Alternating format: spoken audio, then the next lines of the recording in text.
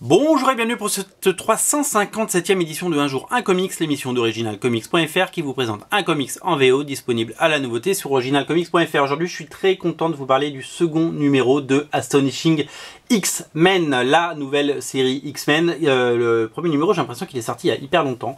Donc le 2 est enfin là, donc tant mieux, il est dans mes mains. Le voici, le voilà.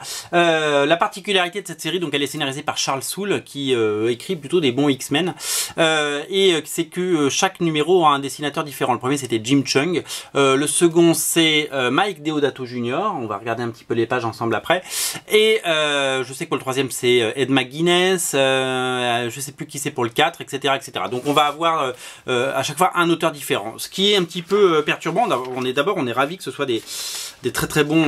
On est ravis que ce soit des très très bons dessinateurs, mais c'est un petit peu perturbant en termes de suivi, en termes de continuité graphique. Moi j'aime bien qu'il y ait d'autres dessinateurs. Alors je vais pas vous montrer les pages il y a un énorme personnage qui est revenu à la fin du premier numéro avec plein de questions et donc du coup je vais pas vous le montrer parce que je vais pas vous spoiler si c'est pas déjà fait mais on a un vrai plaisir à découvrir la suite de ce premier numéro qui était assez dingue et donc qui fait que on a très envie d'en savoir plus. Les X-Men vont être un petit peu spectateurs dans cet épisode de leur propre destin. Il y a le grand méchant qui manigance tout ça. J'essaie de vous montrer des pages qui en disent pas trop. Va un petit peu mettre en scène leur vie et va les confronter à leur propre existence, leurs propres doutes et leurs propres croyances.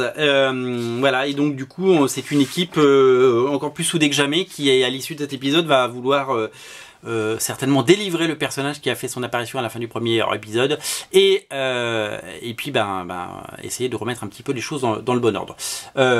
Agréable surprise pour cet Astonishing X-Men, pour le moment sans faute. Les deux premiers numéros sont vraiment aussi bien dessinés que intéressants à lire. Il y a de l'excitation, il y a du plaisir, c'est assez dingue.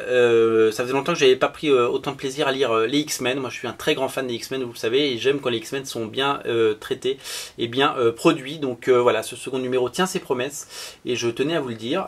Sautez dessus, il reste des numéros 1, il reste des numéros 2. Si vous voulez lire ces épisodes, je vous invite vraiment à le faire parce que voilà, c'est un comics qui se vend en toute petite quantité, donc on en commande très peu et donc il y en a très peu, voilà, tout simplement. Mais je vous invite vraiment à sauter dessus.